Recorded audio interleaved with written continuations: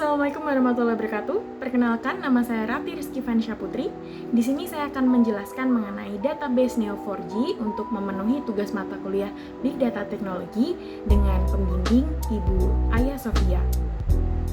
Pada kesempatan kali ini saya akan membagi menjadi dua sesi. Yang pertama mengenai penjelasan apa itu database Neo4j, dan yang kedua adalah instalasi serta utilisasi dari database Neo4j itu sendiri. Sebelum masuk lebih jauh mengenai database Neo4j, kita perlu memahami konteks. Big Data memiliki 5 karakteristik utama yang dikenal sebagai 5V. Yang pertama adalah volume, yaitu terkait data skala petabyte, serta yang kedua adalah velocity untuk kecepatan dalam pemrosesan secara real time, serta yang ketiga adalah variety atau jenis dari data itu sendiri dapat berupa teks, gambar, graf, log, atau apapun itu. Yang keempat adalah veracity mengenai keakuratan dan kepercayaan data, dan yang kelima adalah value atau insight bisnis dari data besar atau data itu sendiri. Nah, sebenarnya dalam pengolahan data kita dapat menggunakan RDBMS, namun dalam data dalam jumlah besar itu kesulitan karena kemungkinan kita menggunakan banyak tabel seperti lebih dari 5 atau lebih dari 10, sehingga kita memerlukan banyak query. Di sini RDBMS kemungkinan akan sangat lambat digunakan. Maka dari itu NoSQL muncul sebagai solusi di mana NoSQL memiliki 4 kategori utama. Yang pertama untuk document store seperti MongoDB, untuk key value seperti Redis, untuk column family seperti Cassandra, dan yang akan kita bahas yaitu mengenai Graph, yaitu diwakili oleh Neo4j. Yang pertama saya kenalkan mengenai aplikasi Neo4j yang hadir pada tahun 2007, dilatar belakangi dengan pendiri yang kesulitan untuk memodelkan hubungan antar konten menggunakan database relasional biasa.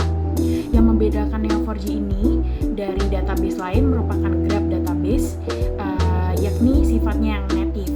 Artinya dari paling bawah, dari cara data disimpan di hard disk sudah berbentuk graph. Setiap node memiliki relationship-nya masing-masing.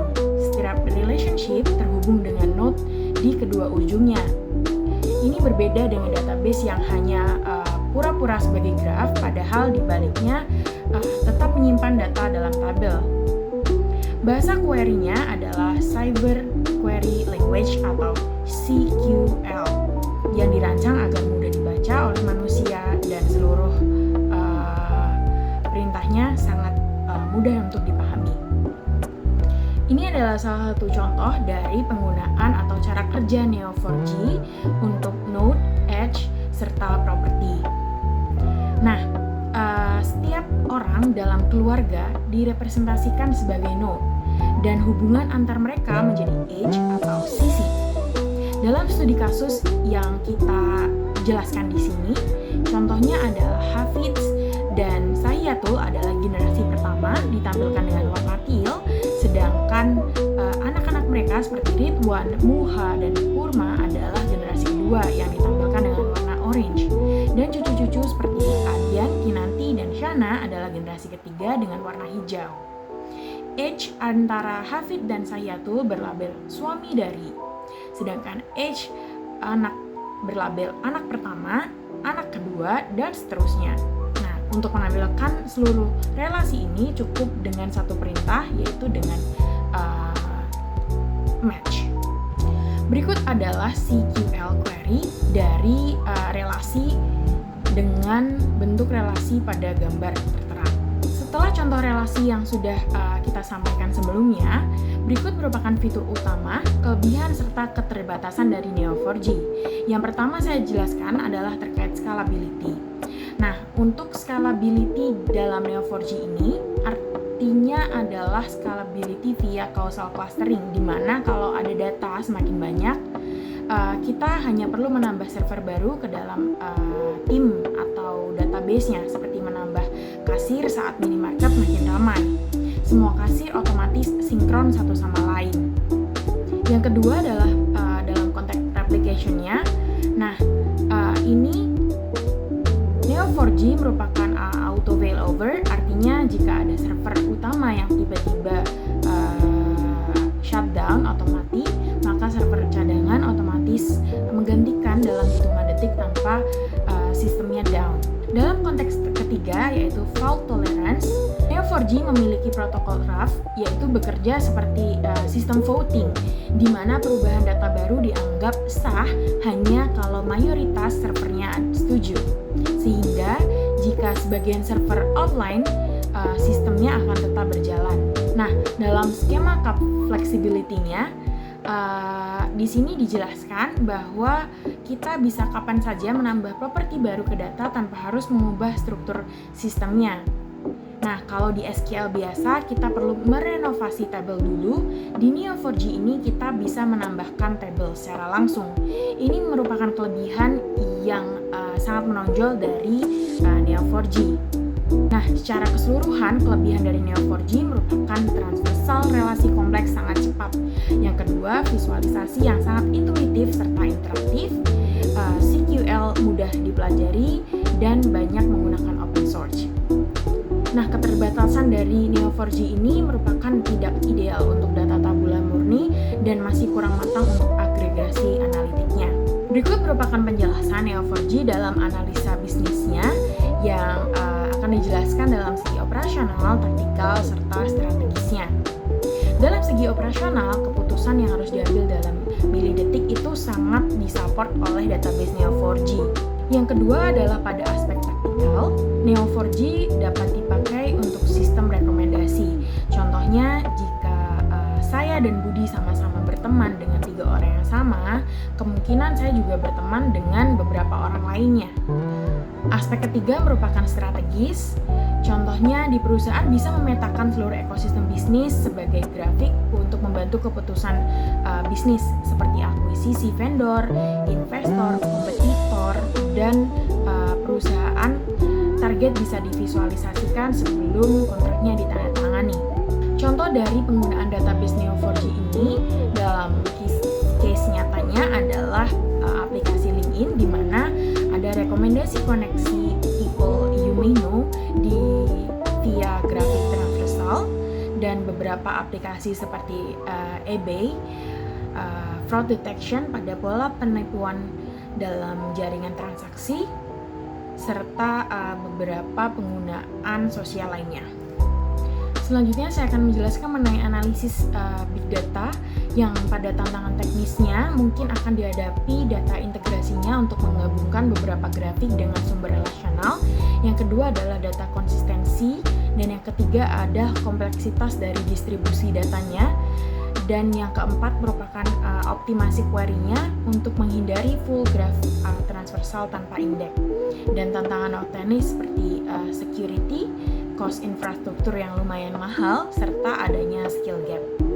Nah, berikut merupakan analisis trade-off-nya. Dapat kita pahami bahwa NoSQL ini cenderung fleksibel, lebih cepat, high availability, serta strict skema. Nah, dalam studi case yang saya ajukan kali ini adalah implementasi SQL dari studi kasus istilah keluarga. Yang pertama, kita perlu untuk mengidentifikasi datanya, lalu kita melakukan model ERD dengan property graph, lalu kita meng-create node, kita mengidentifikasi relasi dari setiap actor atau node yang ada di data kita. Dan yang kelima, kita perlu untuk memvisualisasikan grafik. Berikut merupakan visualisasi dari analisis performa Neo4j, di mana grafik di kiri atas menunjukkan mengapa Neo4j jauh lebih efisien daripada RDBMS untuk data relasional, di mana level hubungannya RDBMS membutuhkan sekitar 5.500 milisecond karena join yang berulang, sementara Neo4j hanya 35 milisecond karena langsung melakukan transversal pointer antar node-nya.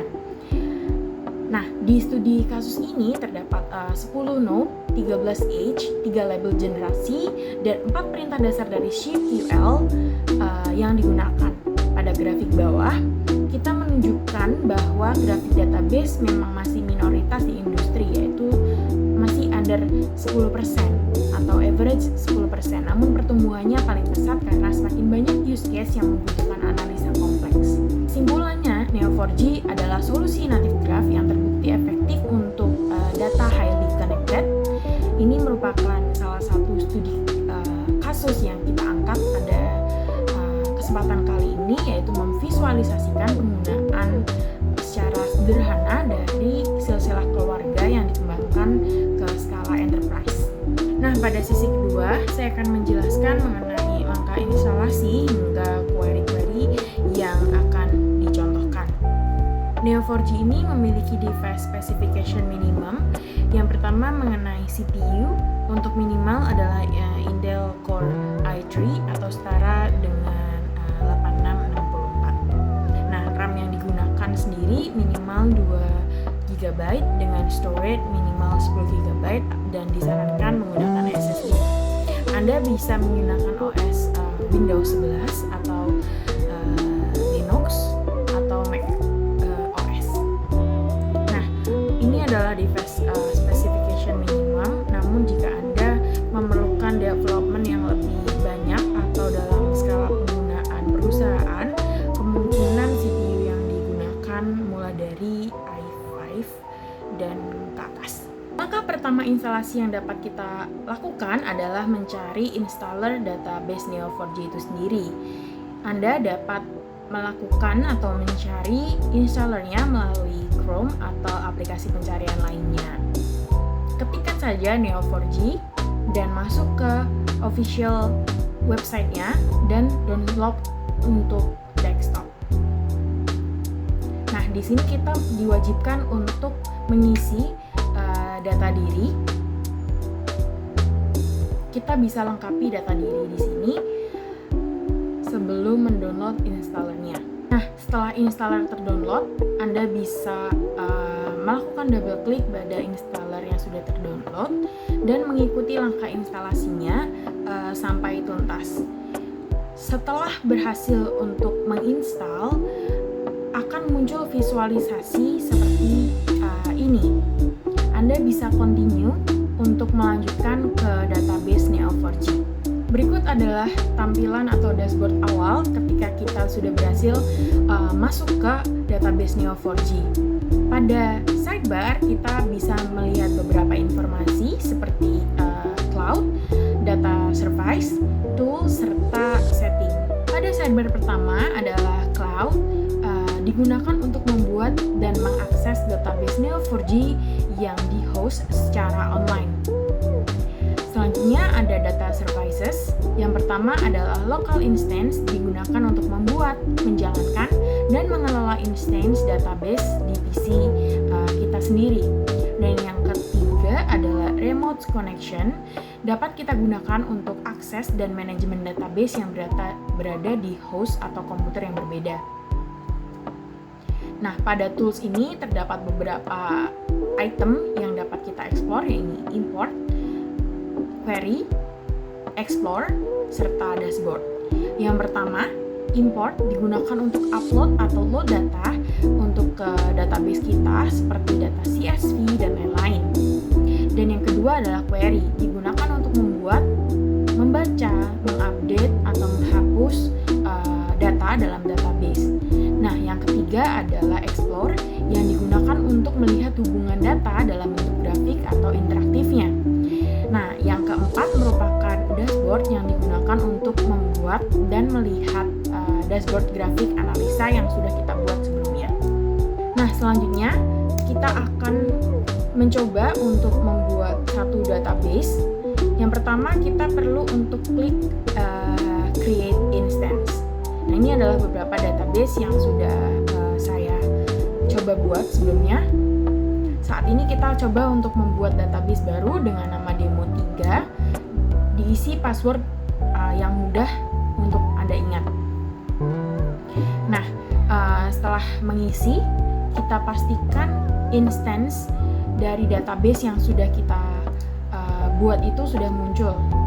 Nah, berikut merupakan tampilan jika database yang kita create sudah muncul. Pastikan untuk melakukan start instance sehingga database berubah menjadi dari mode stop menjadi mode running. Nah, kita perlu melakukan create database dulu. Di dalamnya saya juga namai demo 3 dan melakukan create di sini.